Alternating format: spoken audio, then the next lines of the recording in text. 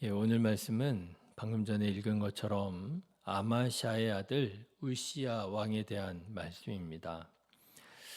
그런데요, 안타까운 것은 우시야 왕도 이전에 요아스 왕이나 아마샤 왕이 그랬던 것처럼 처음에는 잘하다가 나중에는 끝이 좋지 않은 그런 좀 안타까운 인생을 살게 됩니다.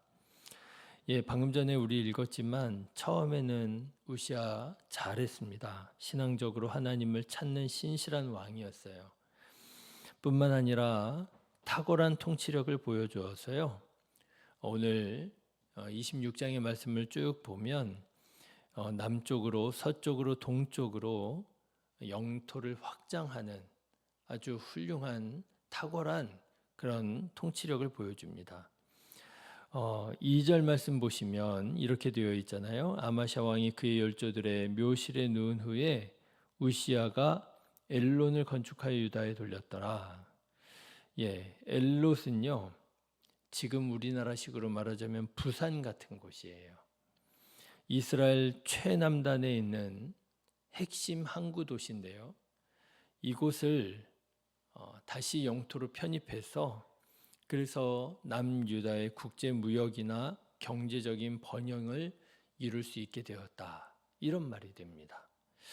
그리고 6절의 말씀을 보면 서쪽으로 블레셋을 몰아냈다 하는 걸 알 수가 있어요. 6절 말씀 보시면 우시야가 나가서 블레셋 사람들과 싸우고 가드 성벽과 야분의 성벽과 아스돗 성벽을 헐고 아스돗 땅과 블레셋 사람들 가운데에 성읍들을 건축했다.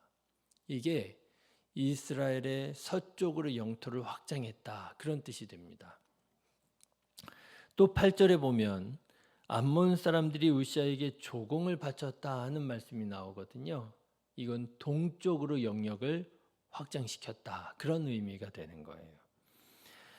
여러분 우시야는요 어떤 왕이었느냐? 오늘 성경 말씀을 보면 하나님을 찾는 신실한 왕이었고 그리고 영토를 동쪽으로 서쪽으로 남쪽으로 확장시켜서 나라를 번영으로 이끄는 탁월한 통치자였음을 말하고 있습니다.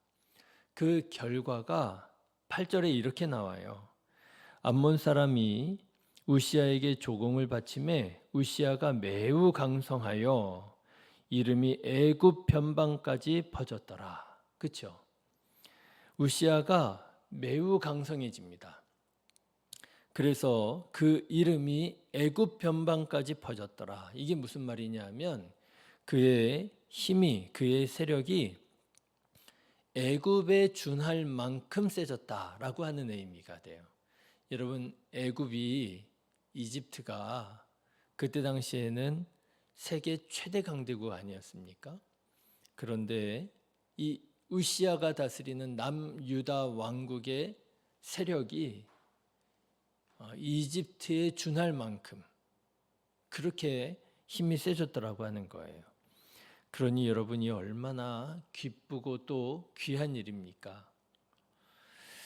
자, 그런데 이렇게 신실하고 탁월한 우시야가 좀 끝까지 좀 잘했더라면 참 좋았을 텐데 끝까지 탁월했으면 참 좋았을 텐데 안타깝게도 끝까지 잘하지는 못했던 모양입니다. 그렇게 우시야가 성공적인 삶을 살다 보니 마음이 교만해졌다라고 하는 거예요. 16절의 말씀 보실까요? 그가 강성하여짐에 그의 마음이 교만하여 악을 행했다. 그렇죠. 강성해지니까요. 잘 되니까요. 힘이 생기니까요. 교만해졌다라고 하는 거예요. 그리고는 왕이 하지 말아야 할 일, 대제사장이 해야 할 일까지 우시야는 손을 대고 말았습니다. 그의 하나님 여호와께 범죄하되 곧 여호와의 성전에 들어가서 향단에 분향하려 한지라. 왕이 할 일이 있고 제사장이 할 일이 있잖아요. 아무리 왕이라 할지라도 제사장이 할 일을 대신할 수는 없는 거잖아요. 그런데 우시야가 뭐 내가 하면 어때? 그러면서 제사장이 할 일에 손을 대기 시작을 했습니다. 여러분, 이게 뭐예요? 이게 교만인 거예요. 내가 할 일 똑바로 잘하면 되는데 내가 하지 말아야 할 일을 뭐 아무렴 어때? 내가 왕인 걸. 왕이 뭐 못하는 게 어디 있어? 하면서 손을 대는 거. 이게 교만이잖아요. 그야말로 참 왕이신 하나님을 무시하고 자기가 진짜 왕인 것처럼 생각하고 착각하고 그런 죄를 지은 거지요. 그래서 제사장 아사랴가 다른 제사장 80명과 함께 왕에게 들어가서 참언을 합니다. 18절 말씀을 보시면 우시야 왕 곁에 서서 그에게 이르되 우시야여 여호와께 분향하는 일은 왕이 할 바가 아니요 오직 분향하기 위하여 구별함을 받은 아론의 자손 제사장들이 할 바니 성소에서 나가소서. 왕이 범죄하였으니 하나님 여호와에게서 영광을 얻지 못하리이다. 이렇게 고변을 하는 거예요. 참언을 하는 거죠.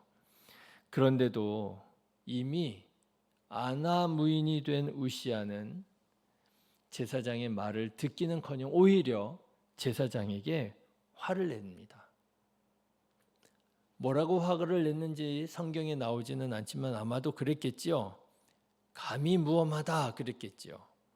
내가 누군 줄 몰라 그랬겠지요. 나 왕이야. 왕이 못하는 일이 어딨어 그랬겠지요. 그런데 그렇게 우시야가 화를 낼 때 하나님께서 우시야를 치셔서 나병이 생기게 되었습니다. 당시 기술로는 어떻게 할 수 없는 나병이 일어나 가지고요. 그렇게 신실하고 그렇게 탁월했던 우시야 왕이 나중에는 어떻게 살게 되었느냐? 별궁에 갇혀 살다가 죽게 돼요. 별궁에 갇혀서 살게 돼요. 저는 오늘 말씀을 묵상하면서 사람이 왜 이럴까 하는 생각을 해보았습니다. 사람이 조금만 잘 된다 싶으면 왜 이렇게 교만해질까? 그렇죠. 하나님의 복을 받았다 싶으면 감사해야 될 텐데 감사하는 게 아니라 사람이 이상하게도 교만해지더라고요. 그래서 그렇게 잘하던 사람들이 그렇게 안타까운 결말을 짓게 되더라고 하는 거예요. 왜 그럴까? 여러분 혹시 여러분들은 이런 말씀을 읽으면 나는 안 그럴 텐데 하는 생각 하지 않으세요? 저도 좀 그랬었던 것 같아요. 저도 우시야 같은 왕 참 안타깝다, 아쉽다. 끝까지 잘할 수 있었을 텐데 왜 이렇게 됐을까? 나라면은 안 그랬을 텐데 그런 마음으로 성경을 읽었었던 것 같아요. 그런데 부끄러운 말이지만 저는 이제는 좀 그렇게 성경을 읽지 못하고 있는 것 같아요. 저는 제가 안 그럴 줄 알았어요. 그런데 뒤돌아보면 저도 그런 것 같아요. 조금만 잘 된다 싶으면 교만해지고. 여러분 지난 얘기기는 하지만 코로나가 2019년에 생겨서 2020년부터 이제 난리가 났었던 거 아니에요? 그래서 2020년, 21년, 22년 대략 한 2년 정도 아주 어려운 시간을 보냈잖아요. 벌써 되돌아보니까 5년 된 것 같아요. 그런데 코로나가 일어나기 전에를 생각해 보면 참 교회 분위기가 좋았다 싶습니다.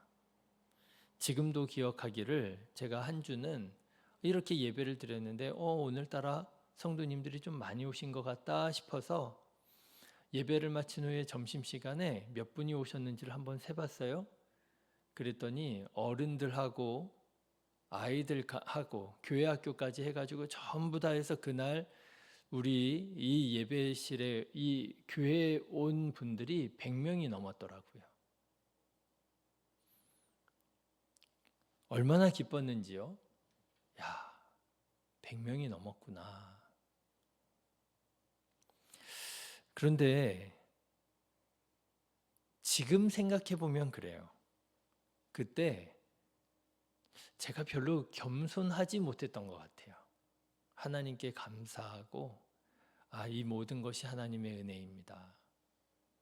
내가 잘한 게 아니라, 내가 잘나서가 아니라 이거 하나님의 은혜입니다. 제가 그렇게 생각하지 못했던 것 같아요. 그때는 뭐 제가 교만해가지고 이거 뭐 내가 한 거야 그렇게 생각한 것도 아니기는 해요. 근데 하나님께 영광을 돌리지는 못했던 것 같아요. 그때는 잘 몰랐었던 거죠.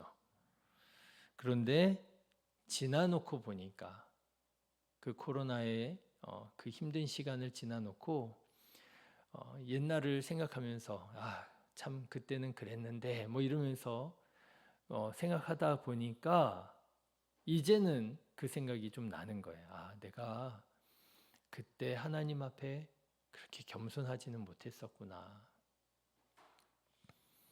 여러분, 혹시 이 교만의 문제가 다만 우시아의 문제가 아니라, 다만 저의 문제가 아니라 혹시 여러분들도 이와 같은 교만의 문제가 있지는 않습니까?